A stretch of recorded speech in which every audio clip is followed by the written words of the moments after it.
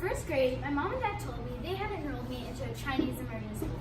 I looked at them and I was like, no! I said this because I had only been in America for 2 years and I barely had my fundamentals down in English.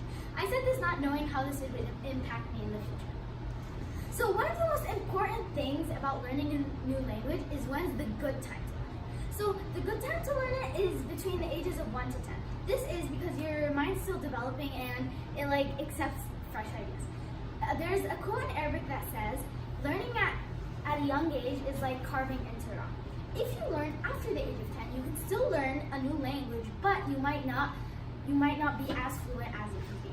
If you learn after the age of 16, it is very difficult, not impossible, but very difficult.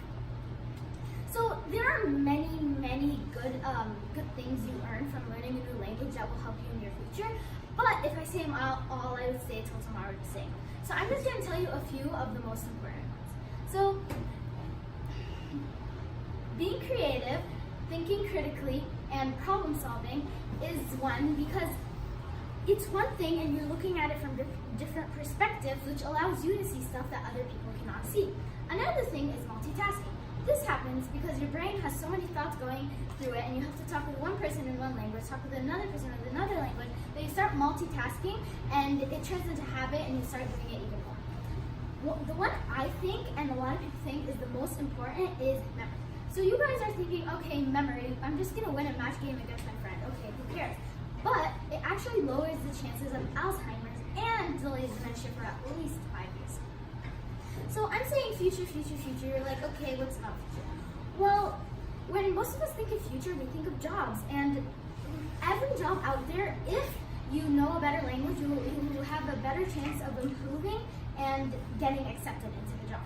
For example, if you want to be a businessman and you want to start or expand your company, and you want to work with different people from out of the United States, if you speak the dealer's language, they'll be more comfortable and more likely to do the deal with you.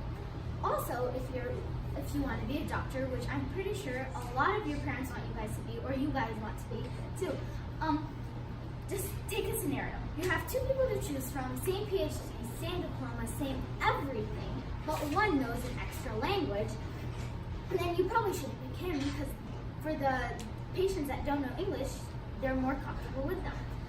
So I have a diagram here that shows a brain of a monolingual and a bilingual. So there are 3 parts.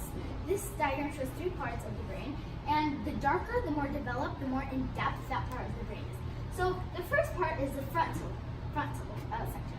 This deals with emotional expression, problem solving, memory, and language. So as you can see, a bilingual brain, which by the way means you know more than 2 languages, is a lot darker than the monolingual brain. Also, the other part is the temporal lobe, which deals with interpreting visual information, processing language, and mathematics. And as you can see, the bilingual brain has a darker shade, meaning it's more developed. And last but not least is the temporal part of the brain, and this deals with vision, memory, sensory input, emotions, and as you can see, again, the bilingual brain is darker, which means it's more developed. So learning a new language will help you a lot in your future from all the good characteristics. So all I can do now is encourage other people to learn one too. So if you want any of the good characteristics that I said, then one of the easiest ways is to learn a new language. Thank you.